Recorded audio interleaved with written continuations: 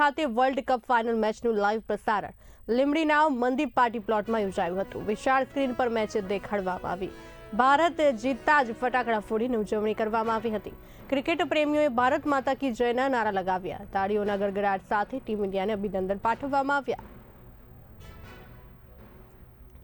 આજના world cup final જે ભારત જીત્યું, 40 કરોડ લોકોની જીત છે અને 140 કરોડની અંદર રહેલી આસ્થા ભારતનો વિજય આજે આપણે બતાવી શકીએ છીએ। અને એમાં પણ ગુજરાતની અંદર ગુજરાતીઓની તાકાત સમગ્ર વિશ્વની અંદર ડંકો વગાડી રહી છે। એનું આ ઉત્તમ ઉદાહરણ એટલે ભારતની જીત છે।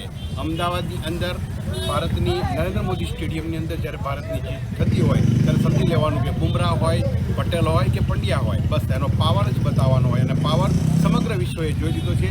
એ આ જીતનો એક જશ્ન માની શકાય છે અને ભારતની જીત આવી રીતે થતી રહે એવી જ ભગવાન પાસે પ્રાર્થના। તમે કેવી ખુશી વ્યક્ત કરી રહ્યો? ખુશી એટલી બધી થઈ શકે છે કે ભારત દેશ વિશ્વ ગુરુ તરફ આગળ વધે છે ત્યારે તમામ ક્ષેત્રોની અંદર રમતગમતથી માંડીને ઔદ્યોગિક ક્ષેત્રની અંદર મેકિંગ ઇન્ડિયા, આ મેકિંગ ઇન્ડિયાનો એક ચમત્કાર કહી શકાય। અને મેકિંગ ઇન્ડિયા એટલે કે ભારત જીતે છે, કાયમ જીતે છે, લોકોના દિલ ઉપર રાજ કરીને જીતે છે।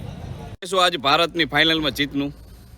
ભારતને ન્યૂઝીલેન્ડની મેચ રમાવાની હતી એની ખુશીની અંદર કિરીટસિંહભાઈ તો હંમેશા અગ્રસ્થાને આવા જગ્યાએ પર પહોંચી જાય છે અને એવું નક્કી હતું। અને એ પ્રમાણે રાજુભાઈ પટેલના જીમની અંદર બધા મિત્રોને આમંત્રણ પણ આપેલ અને ખૂબ બધા મોટી સંખ્યામાં અહીંયા ફતેહસિંહજીમાં હાજર રહેલ।